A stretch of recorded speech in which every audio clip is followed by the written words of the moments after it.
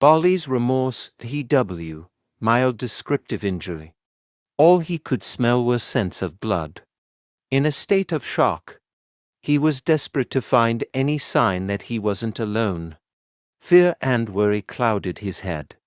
But only one thing stayed locked on him. Find your family. He had ran as far as he could when it happened.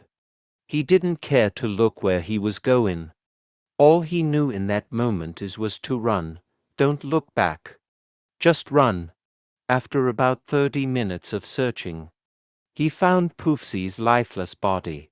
His skull looked jabbed in, his muzzle completely crushed, and his eyes red from bleeding. Sylphie, his mother, was laying dead in the grass a few tail lengths away. Her body had sharp cuts, her skull crushed, her jaw cracked and broken.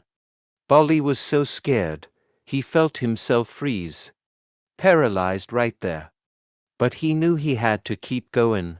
If only I hadn't been so stupid, none of this would have happened. I need to keep going, but I can feel them ripping at my limbs, tearing at my fur to keep me glued to the ground. A paralyzed feeling.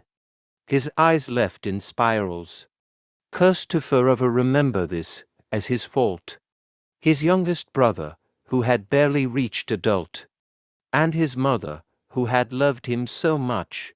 He closed his eyes to see their spirits and to speak with them. I know you should forever hate me, but I promise you, I will not be forced to be frozen in a chamber of ice in sadness. I will forever be stuck to remember this day as my fault. But I will keep living to make up for your lost lives. That is my prayer and my destiny. He then pressed his head against theirs, breaking free from his paralyzing state.